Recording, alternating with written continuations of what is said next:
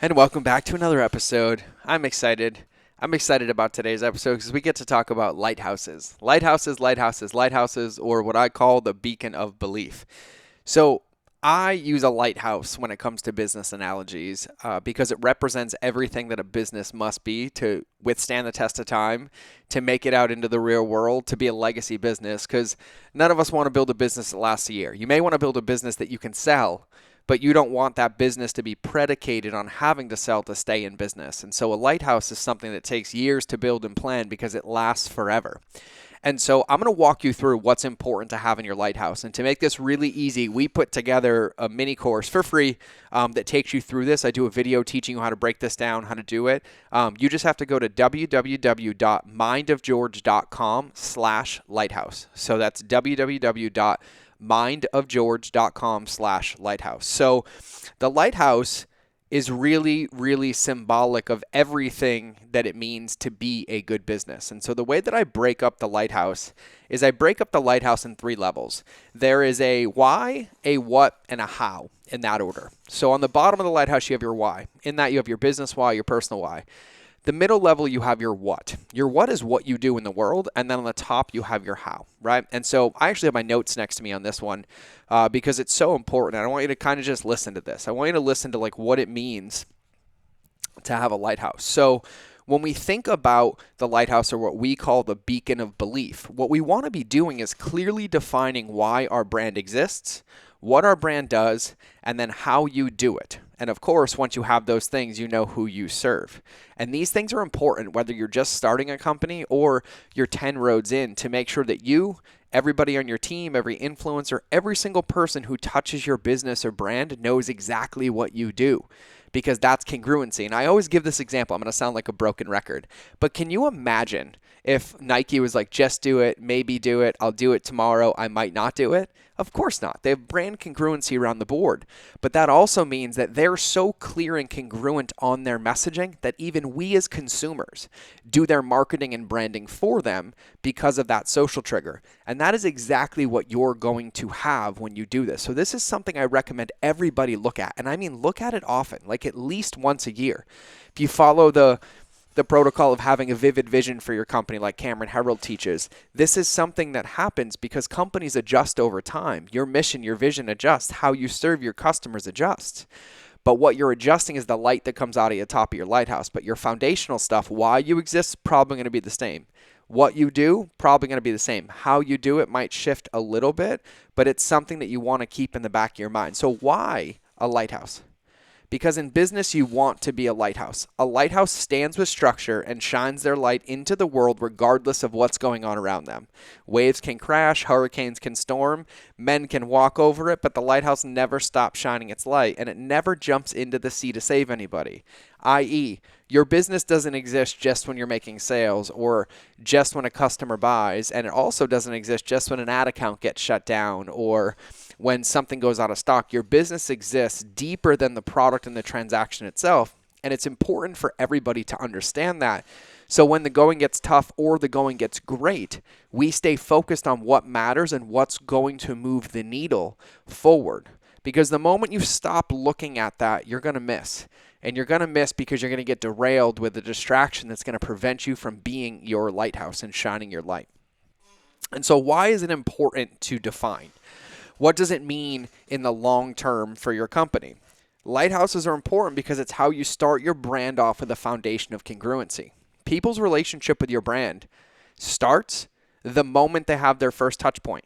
That sets the paradigm and the context. And so if they meet you and you're consistent and congruent, and then another touch point comes and somebody tells them the same thing, they're going to trust you, they're going to buy from you, they're going to promote you, and it's easy. But if they meet you and hear one message, and then a couple weeks later hear another one, and then a couple weeks later hear another one, you've already lost them, and you're actually pushing them further away than bringing them closer. So the way I like to think about this with a lighthouse is that a lighthouse has a cadence, right? They call this a cadence. There's a Fresnel lens that spins on the inside of a lighthouse, and most people don't know this, but every lighthouse has a unique light signature. How fast it spins, what color the light is it solid, is it dashing, how many times it spins per minute, and how far it comes out. And this helps people navigate the waters. And so if somebody's lost in a storm, they are going to keep looking for that consistent light on that pattern to guide them in. And that's why you want to use it for your company. And so people need to see congruency between your brand and your brand messaging, your actions, who you serve, and how you do it. That's how you earn subconscious trust, which is vital for transitioning to a customer relationship, okay? So when we get into the levels of your lighthouse, I have it broken up into 3 levels. So on the bottom level is your why. And I like to split this up into 2. Every employee in your company, including yourself, has a personal why you choose to work on this company, why you started this company, why you do what you do. And then you have a business why your company exists. And this is important to remember. I call these the rainy day reminders. These are the days when it seems everything is going wrong to keep you focused on the mission at hand. And so maybe the why of your company is to end sex trafficking in the United States. Maybe it's to give clean water to everybody in the world. Maybe it's to provide food for hungry children in the United States. Maybe it's to reduce homelessness by 10%. And your business is a profitable business that funds that. And it's important to remember those things when we get discouraged or when we get frustrated or something doesn't go right, so we can stay focused on the impact and the mission so that we can achieve it. And so in the bottom of your White House, you have your personal why and you have your business why. Your personal why is why you get up, why you choose to work for this company, why it gets you out of bed in the morning, why you get excited. Those reminders, right? And then your company what is, or your company why is why your company exists regardless of the credit card transaction. And these are important things to remember. So as I'm saying this, I want you to think about like, oh yeah, why do I work here? Why did I find this company? Like, what was it that the day that I was like, I'm going to work there, I'm going to apply there, or I'm going to start this company got me so lit up that I followed it all the way through to launch the company or to get the job or to get the role. That's the why that I want you in touch with. That's the one that I want you to breathe and live and feel every single day. And then the why of the company, why did you launch it? Like, what was the mission? What was the impact? Like, what was it that you were willing to push through all the stuff that happens in the beginning of a company to get it to where you want to go? So once you clearly define your why, then you're going to get into your what. And your what is basically how you describe what you do in a sentence or 2. My buddy Clay Hebert came up with this, what he calls the perfect intro, right? So sometimes you'll hear me say, I empower entrepreneurs to ethically scale. I help companies ethically scale. I teach entrepreneurs to ethically scale. That is a 1-sentence understanding of what I do. Or you'll hear me say, I help companies win by teaching them that relationships beat algorithms, right? Maybe you'll only remember relationships beat algorithms when someone's like, hey, have you heard of that George guy? You're like, oh, he's the relationship guy, or he helps companies ethically scale. Or have you heard of Lululemon? Yeah, they have those yoga pants. Or have you heard of Nike? Yeah, just do it, right? You think about these things. These are the social triggers all around the world. But if you can't clearly state in a sentence what you do and incorporate who you serve and how you serve them, nobody else is going to be able to describe your brand, and nobody will have the ability to learn from you because it will feel overwhelming. So on your perfect intro, you need to own your what, you need to make it powerful, and it needs to make people feel something, right? Everybody always asks me all the time, why do I use the word ethical? Well, the word ethical is a really powerful word for me. And I think a lot of people, most people start business because of ethical, but in today's day and age, it's kind of a pattern interrupt. So there's a lot of people like, oh, I'm going to help you scale your business. I'm going to help you double your business, right? And someone's like, what do you do? I'm like, oh, I help companies ethically scale their business. Like, whoa. And they always ask me, why ethical? Why ethical? Well, for me, it stands out. It's a pattern interrupt, but also ethical is how I summarize the quality of relationships, putting relationships over transactions, putting relationships over credit card purchases. And so what you want to think about is you want to think through how can you describe what it is that you do in 5 to 10 words that has punch, that lets somebody identify what it is that you do, and it stands out and you own it, right? And like I said, I take you guys through this in this mini course we put together. It's kind of hard for me to take you through it in a podcast episode, which is why we made this mini course. It takes you through your avatar, this lighthouse and everything, and that's it. www.mindofgeorge.com/lighthouse, okay? So on the bottom of your lighthouse, you have your why, right? You have your personal why and your business why. Then in the middle of your lighthouse, you have your what.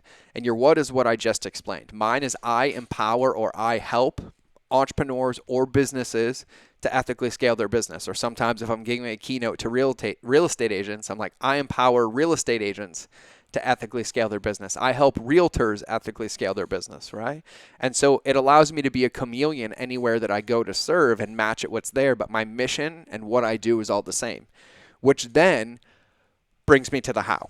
And the how is the top of the lighthouse for me, right? And so your how is a high-level statement of how your brand helps people accomplish their goals. Agnostic of credit card purchase. Agnostic of credit card purchase. Can you imagine, and I'll use Nike again, if you heard of Nike and like, just do it as long as you pay us. Just do it as long as you wear our shoes. Just do it as long as you wear that t-shirt. No, it's just do it. What does Nike empower people to? To just do it, to get up, to go into action. Of course, people buy their products. Of course, they use them, but their whole brand isn't about that. I would venture to say that 20% of their audience has never bought their product, but still follows them for inspiration or goals to look out to them, right? So your how is a high-level statement of how your brand helps people accomplish their goals. Now, mine, I keep really simple. Everyone's like, well, how do you do that? I'm like, oh, by teaching you that relationships beat algorithms. They're like, oh, what does that mean? And I'm like, well, tell me about your business. You're like, oh, I run a coaching business and I'm on Facebook. I'm like, oh, well, how that applies on Facebook is, right? And so you have to think about it at the 30,000 foot view. Maybe you run a supplement company, and maybe how is through empowering people to have healthier minds, bodies, and souls, right? Perfect example, right? Maybe you're a financial person. Maybe you're a bookkeeper, and it's by reducing stress when it comes to bookkeeping, taxes, and cash flow, right? Now in there's going to be hundreds of ways in which you teach people. But when you get it at the high level, it makes sure everything that you do is under that one umbrella. It makes sure everything fits and everything makes sense. And so once you know that, you have your why, you have your what, and you have your how, and it's clearly defined. You're enrolled, your company's enrolled, your employees are enrolled, your influencers are enrolled. Hence, like your delivery guys, you can get your UPS guy enrolled if you want to, if you know him when he comes to your office every day. But once you are enrolled, then you can get into your avatar, which is your who. Most people do it the opposite way, but you can't serve anybody until you know who you are and what you stand for. And then you find those people that you're going to serve, which is your who. And in that mini course that I was telling you about, I actually teach you that as well. I think it's like 2 videos after this one. It's called the Captain's Assessment. And so this one is then getting into the high level of the who your brand serves.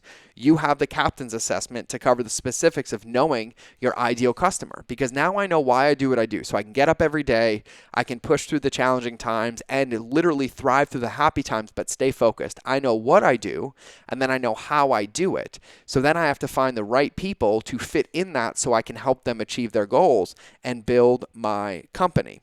And like this beacon of belief applies everywhere in your business. It applies in your social media. It applies in your email writing, your advertising, your hiring, your outsourcing.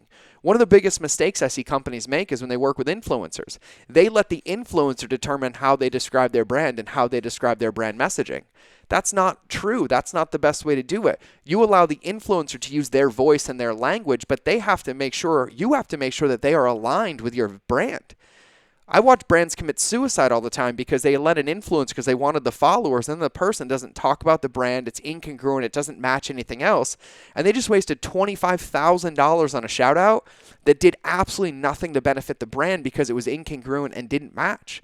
Nobody will love your brand as much as you do. You have to own it. You have to own the brand, own the message, and get your team enrolled in the brand, in the messaging, right? Like Donald Miller and Story Brand. It's a really good reference and resource to use for this. And then you have to make sure that everybody who touches your brand that speaks about your brand has a positive experience that matches what you stand for in your lighthouse. And that's the way in which they can describe it going out into the world. And so since today's episode is Wednesday, this is one of those tangible episodes, and I'm going to tell you what you should do so you can do this. And I recommend everybody goes through this. I go through our own Lighthouse probably monthly. I think about it daily, but I make adjustments to it monthly, and it's a really powerful exercise, okay? So what you want to do is you want to define your Lighthouse, right? So you want to define your business why and your personal why. Then you want to define your what.